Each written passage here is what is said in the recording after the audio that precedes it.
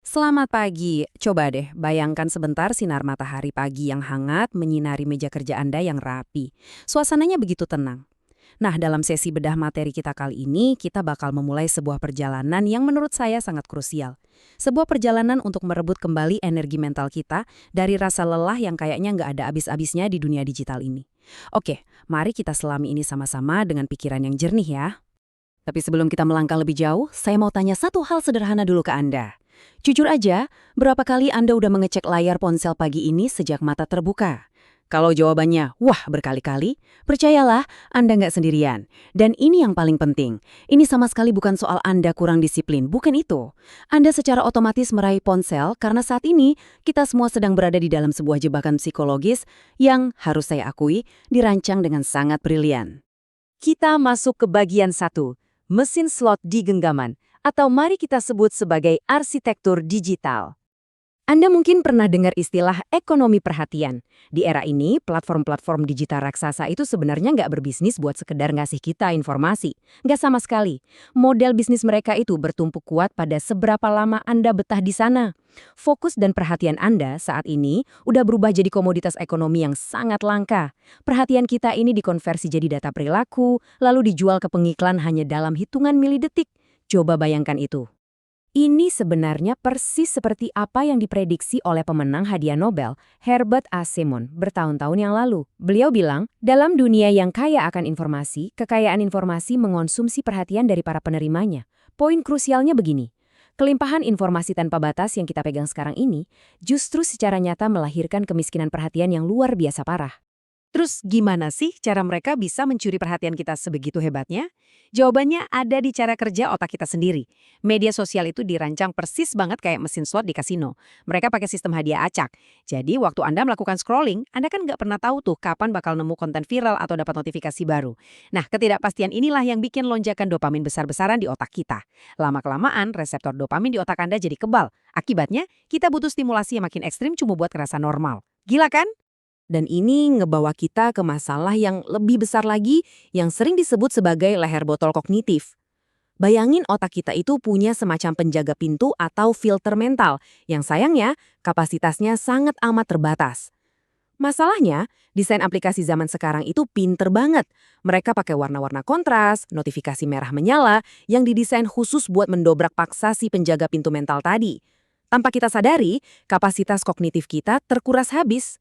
Sekarang kita masuk ke bagian 2, epidemi lelah mental yang sudah jadi realitas keseharian kita. 38 jam.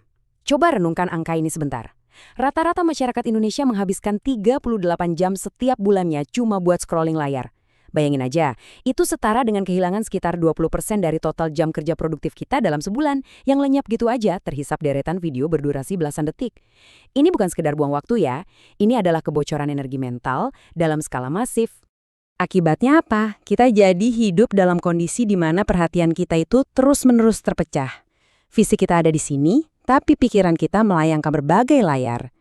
Kita lihat aja realitas para komuter KRL di pagi hari. Kereta begitu padat, fisik saling berdesakan, tapi kalau diperhatikan, mayoritas penumpangnya berlindung di balik layar ponsel. Mereka memantau email, ngechat, cek media sosial secara bersamaan. Secara neurobiologis, kebiasaan ini tuh memberas pusat kendali otak kita loh. Makanya banyak yang sampai kantor tuh udah dalam keadaan lelah secara kognitif, padahal kerja aja belum mulai. Nah, kelelahan kronis ini yang memicu fenomena pembusukan kognitif atau brain rot. Otak kita jadi kelebihan beban, sampai-sampai sekedar baca buku aja rasanya kayak penyiksaan. Di titik ini, kita sering banget kejebak dalam kebiasaan buruk yang namanya doom scrolling. Secara evolusi, manusia itu memang diprogram buat selalu waspada mencari ancaman demi bertahan hidup.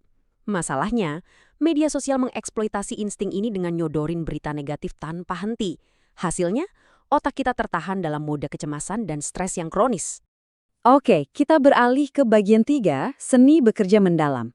Cara kita untuk melawan distraksi ini. Ada konsep luar biasa dari Profesor Cal Newport tentang perbedaan antara kerja mendalam dan kerja dangkal. Kerja mendalam atau deep work itu adalah fokus absolut tanpa distraksi yang bisa nyiptain nilai nyata dan gak gampang digantikan oleh mesin. Sebaliknya, kerja dangkal itu ya ilusi kesibukan, kayak terus-menerus balesin email atau responsif di grup chat. Tragedi manusia modern zaman sekarang adalah kita sering sembunyi di balik kerja dangkal ini. Kenapa? Karena menipu diri sendiri dengan kesibukan palsu itu jauh lebih gampang daripada harus menahan rasa nggak nyaman waktu kita benar-benar harus memusatkan pikiran. Bicara soal ngelawan distraksi, ada cerita menarik dari Korea Selatan. Di sana kan budaya kerjanya serba cepet banget ya, tapi uniknya mereka punya acara tahunan namanya Space Out Competition. Jadi selama 90 menit, pesertanya bener-bener berlomba buat nggak ngelakuin apa-apa. Nggak boleh main HP, nggak boleh ngobrol, cuma melamun. Kelihatannya konyol? Tunggu dulu. Secara saintifik, melamun ini justru mengaktifkan mode pemulihan alami di otak kita, semacam sirkuit vital yang fungsinya membersihkan kabut kognitif dan menyembuhkan kelelahan mental. Kalau tadi itu bentuk perlawanan budaya, sains juga punya bukti yang ngasih kita harapan besar. Ada sebuah uji klinis di Amerika Serikat yang nemuin fakta bahwa ngelakuin detox digital yang terstruktur itu ngasih efek pemulihan yang luar biasa. Cuma dengan ngurangin waktu layar, stres turun drastis. Dan yang paling gila, pada tes kapasitas fokus, hasilnya itu setara dengan membalikkan 10 tahun penuaan kognitif. Ini literally kayak punya mesin waktu untuk otak kita, membuktikan bahwa kerusakan akibat ekonomi perhatian ini sepenuhnya bisa kita pulihkan. Bagian 4, ambil alih kendali. Saatnya kita bahas tindakan nyata untuk sehari-hari. Para ahli tuh nyebut strategi pemulihan ini sebagai vasinasi lembut. Kita harus ingat, otak kita ini ibarat otot yang bisa capek. Buat memulihkannya, kita butuh istirahat dari rangsangan yang keras dan cepat. Caranya sesimpel ngeliatin pepohonan, ngerasain hembusan angin, atau ngeliat pergerakan awan di langit. Aktivitas alamiah kayak gini itu narik perhatian kita dengan sangat lembut, tanpa memaksa otak memproses informasi yang berat. Otomatis, ini ngasih ruang yang lega buat otot kognitif kita istirahat dan benar-benar pulih. Dan sebenarnya ya, kita nggak perlu nyari solusi jauh-jauh. Kearifan lokal Nusantara kita sendiri punya konsep filosofis eling lan waspada, yang ternyata jadi tameng psikologis yang luar biasa ampuh di era digital ini. Eling itu artinya menjaga kesadaran penuh, jadi kita sadar dan ngeh kapan kita mulai tersedot masuk ke pusaran distraksi layar. Sementara waspada itu sikap hati-hati, gimana kita secara kritis memilah informasi dan nahan refleks jari kita sebelum langsung bereaksi sama provokasi di dunia maya. Nah sekarang, mari kita coba terapkan ini. Saya ingin Anda melambatkan tempo sebentar aja. Besok pagi, coba tantang diri Anda, jauhkan layar HP selama 30 menit pertama setelah bangun tidur. Yuk kita praktekkan rasanya sekarang. Coba tarik napas dalam-dalam cara perlahan. Tahan sebentar dan hembuskan. Sekali lagi, tarik napas yang dalam dan lepaskan perlahan. Coba sadari ruang di sekitar Anda sekarang, rasakan cahaya yang ada.